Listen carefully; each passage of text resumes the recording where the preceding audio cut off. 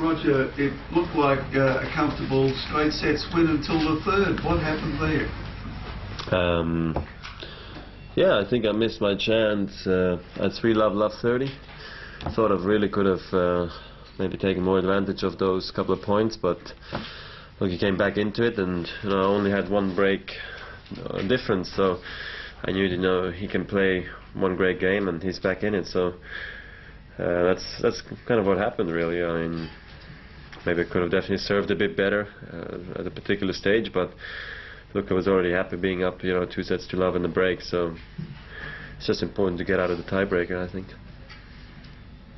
It was a very enjoyable match to watch, to just sit back and watch shot making. But was it enjoyable to play? Yeah, it was good, you always hear the comments, we want to see a fourth set and, show us more and stuff. I mean, you definitely hear those things as well, and you're trying to be concentrated, especially over a best-of-5 set match. You got to be so careful, and it's always so dangerous. You can see, one quick break, and all of a sudden the whole thing changes. So I was happy the way I was playing today. I thought as well, it was entertaining. In the beginning, we didn't have too many rallies, but that really came along in the second and third set. So I was happy with my game. I don't know what his problem was with his back, but that definitely maybe confused the spectators a little bit. But after that, the match was actually better than the first set. Roger, your next match could be quite tricky, couldn't it? What are your thoughts on that? It's Djokovic, yeah. Played him twice last year, Davis Cup and at Monaco. Beat him both times. He's definitely improved since. Time has gone by, and youngsters always improve quickly. So, yeah, he's came, I think, through his rounds fairly comfortably. Didn't see too much today against Chok, but it seems like he's playing pretty good, and it's a dangerous match for me, that's for sure. I mean, how difficult is it when you've got an opponent who's almost playing with no fear, as he says he's going to? Does that make it more? Well, it's easy to say, Let's get out there and then hit the shots, Of course, I'm the big favorite. This is maybe his big moment where he can make a name for himself. No doubt, But he already missed that opportunity twice, And usually when I beat a guy twice, I know how to play him. So I hope I can take advantage of that. Roger, there was a special point in the last set, the backhand slice contest, and your coach seemed to enjoy it. I wonder why. Yeah, it was great. Usually happens a lot in practice. That you kind of have a slice duel. And but having it in a match, and then all of a sudden you play the point properly again, and then it goes back to that. It's kind of funny. The crowd definitely enjoys that. And most important, is that I won it. That's why I went out there today. Roger, you talked about entertaining tennis with you. If there's a guy you could go out and play and have it be entertaining tennis, who do you think would be a guy you'd play who, as an opponent would provide an entertaining match just because of the way he plays and the way you play? Is there a guy you can think of that somehow matches up well in terms of entertainment? Like at a tournament or an exhibition? Just like exhibition, just a guy who... Well, it's a big difference, Yeah. Well, I don't know, I would like probably to play... I think always Leighton, we match up very well, But I'm talking more tournament because Exos I haven't played enough, to be honest, But I always enjoyed playing against Leighton, and I think Nadal is also now very interesting, and Safin just in general, different personalities again, and his shot making, compared to mine. So I think it's always good fun, Yeah, I mean that's more of cat and mouse game, isn't it?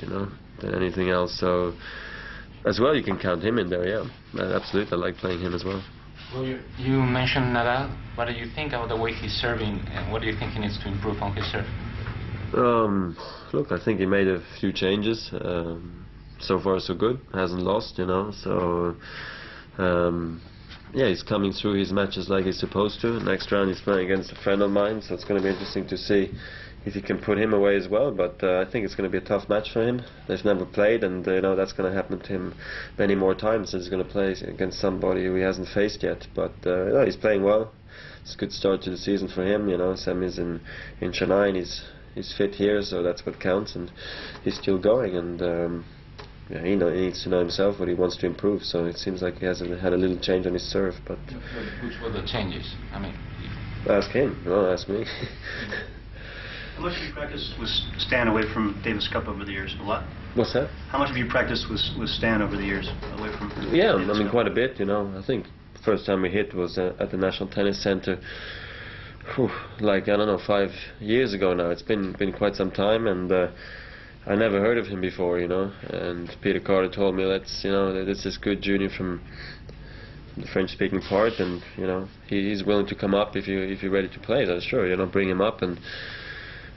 Yeah, and we did a couple of rallies and stuff, and I was really very impressed the way he was hitting the ball, especially the backhand side, you know. So he's improved physically, you know, enormously. I mean, he's one of the fittest guys on tour, and he's really improved his game, especially in the last 2 years, because he had a bit of a problem, you know, maybe for 1 year really to, you know, make the big breakthrough. Now he's done that, and you know he's seeded for the first time at the Slam. So it's great to see another great Swiss tennis player, because already on the women's side we're very strong now on the men's side as well. Have you made up your mind on the Davis Cup yet? Well, I mean, I announced that I'm not going to play. That's probably won't change. Yeah. Are you going to watch tonight? Excuse me? Will you watch tonight's match? Yeah, I will. Yeah, what are you Most playing? I mean, which this sort of match? I mean, do you get excited about watching this kind of match on TV, particularly third round? I mean, it's pretty unusual to get. Doesn't matter if it's Nadal, Kohlschreiber or Hewitt against somebody.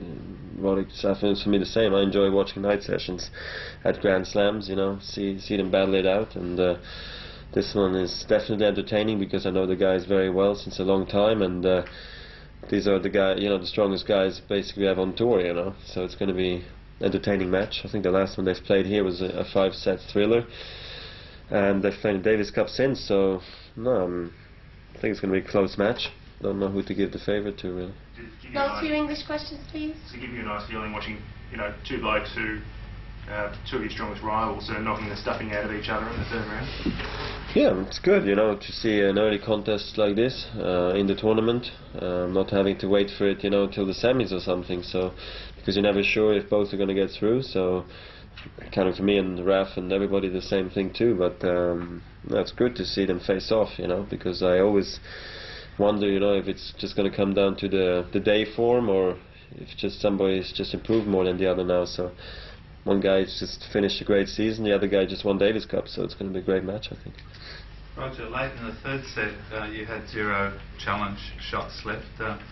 You looked a little bit frustrated. You wish you might have had 1 or 2 extra there? No, I wish I had none all the time. Yeah. So yeah.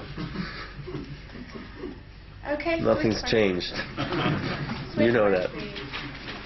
Thank you, Roger.